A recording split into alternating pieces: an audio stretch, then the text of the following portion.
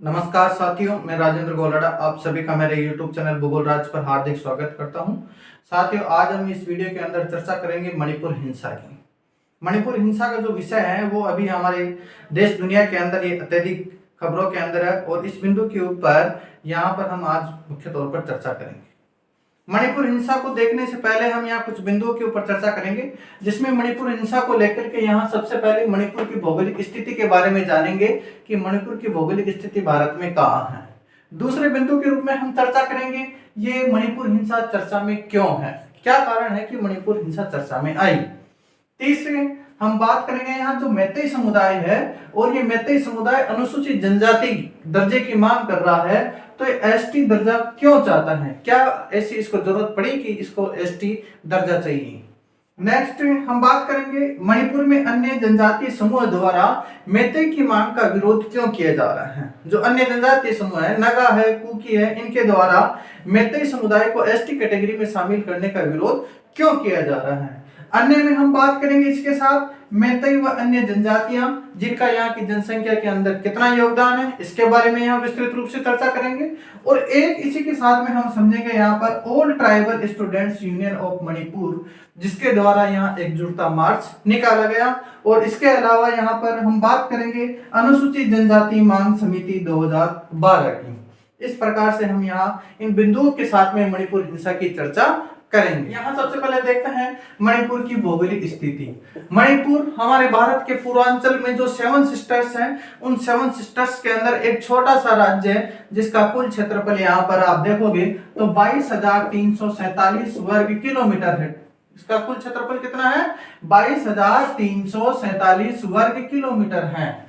पूरा एक छोटा सा राज्य है जो हमारे यहाँ पर जयपुर के दुगने क्षेत्रफल के लगभग इसका क्षेत्रफल है। यहाँ की जो हम जनसंख्या देखते हैं तो जनसंख्या हमें देखने को मिलती है 28.55 लाख, यानी 28,55,000 के लगभग इसके 2011 के अनुसार हमें जनगणना देखने को मिलती है। और इस मणिपुर के अंदर 16 जिले स्थित हैं। कितने जिले स्थित हैं, 16 जिले स्थित हैं। अब इस मणिपुर राज्य के उत्तर में देखते हैं तो नागालैंड राज्य आता है, दक्षिण में देखते हैं तो मिजोरम, पूर्व इसके पश्चिम में देखते हैं तो आसाम और पूर्व में देखते हैं तो यहाँ पर म्यांमार देश स्थित है।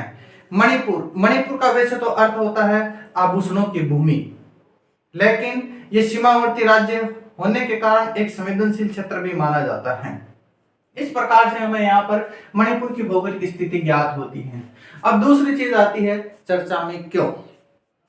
All tribal student union of Manipur के द्वारा मैतेई समुदाय को अनुसूचित जनजाति के अंदर शामिल करने के विरोध में यहाँ पर एकजुटता मार्च निकाला गया।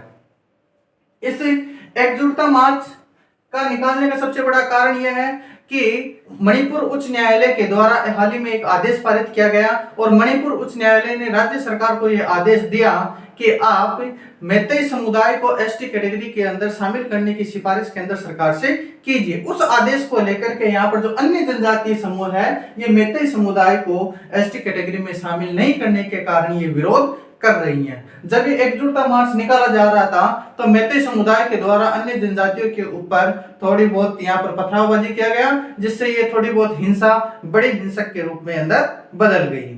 अगली चर्चा करेंगे हम यहाँ पर मैतेई समुदाय एसटी दर्जा क्यों चाहता है। मैं आपको बताना चाहूंगा जब 1949 के अंदर मणिपुर को भारत के अंदर विलय किया गया तो उससे पहले जो मैतेई समुदाय था वो जनजाति समुदाय के अंदर रखा गया था, लेकिन विलय के पश्चात इसको जनजाति समुदाय का दर्जा इससे छीन लिया गया और ये खुद को अब हाशिए के ऊपर महसूस कर रहा है।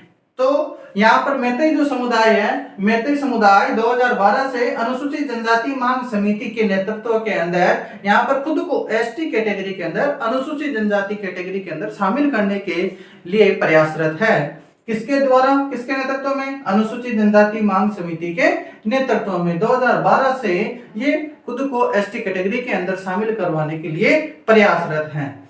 एसटी कैटेगरी के अंदर शामिल करने से इस प्रकार से कि ये अपने खुद को एक संवैधानिक सुरक्षा महसूस करेगा, जिससे कि इसकी खुद की भूमि, संपत्ति, भाषा, संस्कृति को ये एक संवैधानिक सुरक्षा प्रदान करने के लिए एसटी कैटेगरी के यहाँ पर मांग कर रहे हैं। नेक्स्ट हम देखते हैं मणिपुर में अन्य जनजातीय समूह मैतेई की मांग का विरोध क्यों कर रहे हैं। जो अन्य जनजातीय समूह है जैसे नगा है, कुकी है, ये नगा और कुकी जनजातीय समूह है, ये पर्वतीय क्षेत्रों में रहते हैं, जबकि जो मैतेई जनजातीय क्षेत्र है ये घाटी के अंदर रहते हैं। जो इम्फाल घाटी है उस घाटी के अंदर निवासित रहते हैं। आज मैतेई समुदाय की 90% जनसंख्या पूरे मणिपुर के 10% भूभाग पर निवास करती है। मैतेई समुदाय की 90% जनसंख्या मणिपुर के 10% भूभाग पर निवास करती है। और जो मणिपुर की राजधानी है इम्फाल, उस इम्फाल घाटी क्षेत्र के अंदर इनका बाहुल्य है।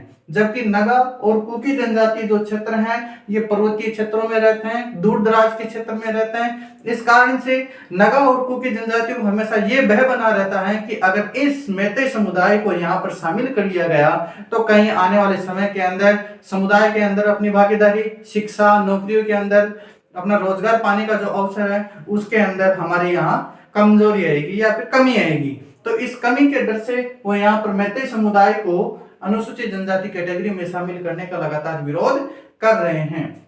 मैतेई जो समुदाय है ये हिंदू धर्मावलंबी है, जबकि नगा और कुकी जो समुदाय है ये ईसाई धर्मावलंबी है। लेकिन आज मैतेई समुदाय को देखें तो 1951 के अंदर जो मैतेई समुदाय की जनसंख्या थी वो 59% के बराबर थी। ये 2011 की जनगणना के अनुसार अगर इनका योगदान देखते हैं तो मणिपुर राज्य के अंदर इनका योगदान मात्र घट करके 44% हो गया है। तो इसका जनसंख्या लगातार धीरे धीरे इसमें कमी होना ये भी मैतेई समुदाय के लिए एक चिंता का विषय बना हुआ है। लेकिन आज हम राजनीतिक प्रभाव की दृष्टि से देखें तो मणिपुर के अंदर 60 विधानसभा सीट है। कितनी है? 60 विधानसभा सीट। इन 60 विधानसभा सीटों के अंदर 40 विधानसभा सीटों के अंदर मैतेई समुदाय का प्रभाव है, यानी मैतेई समुदाय का कब्जा है। बाकी 20 सीटों के ऊपर जो भी इनमें अल्पसंख्यक जनजातियां हैं उनका प्रभाव है। तो राजनीतिक प्रभाव की दृष्टि से यहाँ पर मैतेई समुदाय सुदृढ़ है और बाकी अन्य जनजातियां कमजोर हैं। इस प्रकार से आरक्षण के विवाद को लेकर के मणिपुर के अंदर ये हिंसा हो रही है, जिसको हाल ही में राज्य सरकार के द्वारा वहां पर असम, नागालैंड, मिजोरम की सरकारों के सहयोग से काबू किया जा रहा है। यह है मणिपुर हिंसा का परिदृश्य। धन्यवाद।